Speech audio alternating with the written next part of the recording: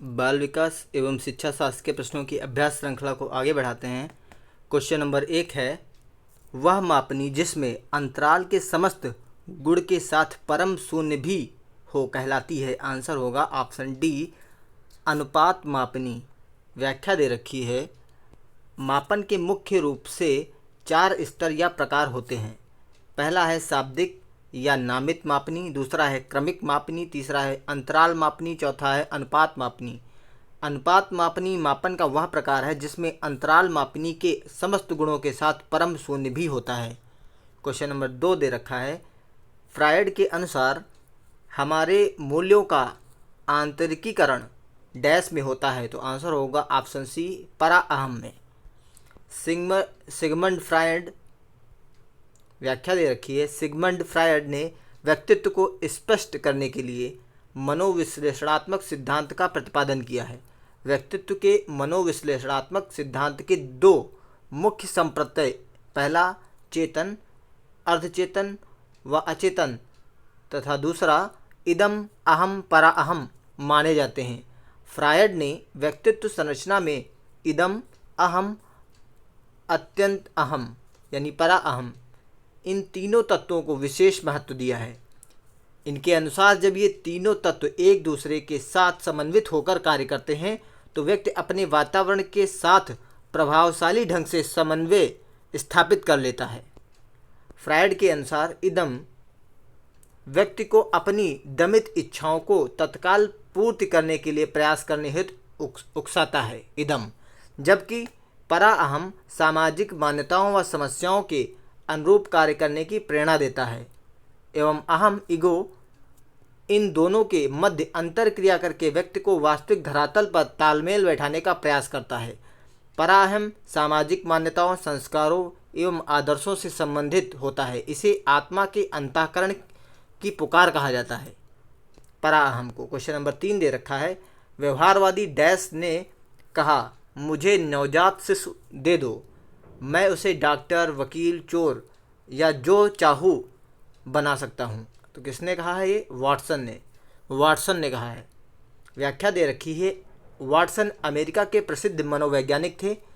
Watson व्यवहारवादी मनोवैज्ञानिकों में अग्रणी थे। वाटसन ने मनोविज्ञान के क्षेत्र में व्यवहारवाद को स्थापित किया और मानव विकास में व्यवहारवाद की भूमिका को महत्वपूर्ण माना है। इन्होंने अपने व्यवहारवादी दृष्टिकोण को 1913 में कोलंबिया विश्वविद्यालय में प्रस्तुत किया। इनका प्रमुख कथन, मुझे नवजात शिशु दे दो, मैं उसे डॉक्टर, वकील, चोर या जो चाहूँ बना सकता हूँ। क्वेश्चन नंबर 4 दे रखा है, ध्यान आकर्षित होने में डैश की प्रमुख भूमिका होती है। तो किसकी होती है? आंसर होगा ऑप्शन ए, उद्दीपन की तीव्रता। व्याख्या दे रखी है, उद्दीपन की तीव्रता ध्यान आकर्षित करने में महत्वपूर्ण भूमिका निभाती है, क्योंकि उद्दीपन की तीव्रता जितनी ज़्यादा होगी व्यक्ति न चाहते हुए भी उसकी तरफ आकर्षित होता है। क्वेश्चन नंबर 5 दे रखा है, डैश छात्र में रुचि उत्पन्न करने की कला है। तो आंसर होगा ऑप्शन डी, प्रेरणा। व्याख्या है, प्रेरणा पाकर बच्चे पढ़ाई में रुचि लेने लगते हैं, जिससे ज्ञानार्जन की गति भी तीव्र हो जाती है। इसी संदर्भ में थॉमसन ने लिखा है, प्रेरणा छात्र में रुचि उत्पन्न करने की कला है। क्वेश्चन नंबर 6, फ्रायड के अनुसार आंसर होगा ऑप्शन सी, विस्मरण वह प्रवृत्ति है जिसके द्वारा दुखद अनुभवों की स्मृति से अलग कर दिया जाता है। दुखद अनुभवों को स्मृतियों से अलग कर दिया जाता है। व्याख्या दे रखी है, सिगमंड फ्रायड ऑस्ट्रेलिया के प्रमुख तंत्र विशेषज्ञ थे। उन्हें मनोविश्लेषणात्मक चिकित्सा का पिता माना जाता है। फ्रायड ने मानव व्यक्तित्व के विकास में मनोविश्लेषणात्मक संकल्पना प्रस्तुत किया है तथा उनके अनुसार मानव की स्मृति मानव व्यक्तित्व के विकास में अहम भूमिका निभाती है। उन्होंने कहा है कि विस्मरण वह प्रवृत्ति है जिसके द्वारा दुखद अनुभवों को स्मृति से अलग कर दिया जाता है।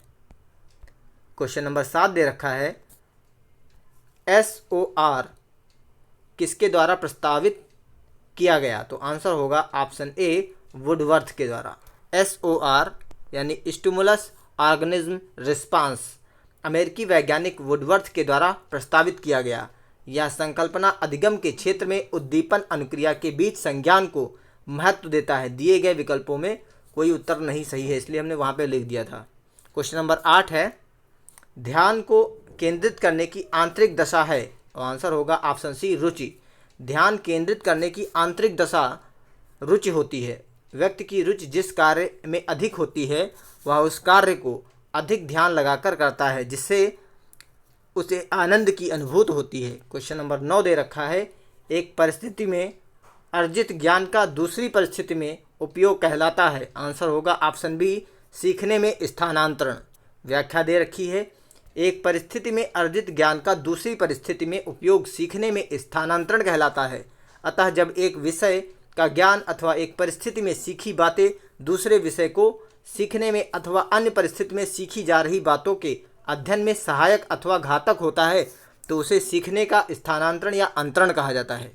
क्वेश्चन नंबर 10 दे रखा है, अनुभव द्वारा व्यवहार में परिवर्तन कहलाता है। आंसर होगा ऑप्शन बी सीखना। व्याख्या दे रखी है, अनुभव द्वारा व्यवहार में परिवर्तन सीखना कहलाता है। उदाहरण स्वरूप यदि किसी बालक के सामने लाल मिर्च रखी है तो वह जिज्ञासा के कारण मुंह में दबाता है और उसे काटते ही उसको तीखा का ज्ञान होता है और रोने लगता है, इसलिए वह मिर्च को फेंक देता है, फिर उसके पास कभी नहीं जाता है क्योंकि उसने अनुभव से सीख लिया है लाल मिर्च कड़वी होती है। इस प्रकार सीखना पूर्व अनुभव द्वारा व्यवहार में प्रगतिशील परिवर्तन है। मनोवैज्ञानिक सिम्पसन के अनुसार व्यवहार में कोई भी परिवर्तन जो कि अनुभवों का परिणाम है, उसके फलस्वरूप व्यक्ति आने वाली परिस्थितियों का भिन्न प्रकार से सामना करता है और सीखना या अधिगम कहलाता है। Okay, thank you.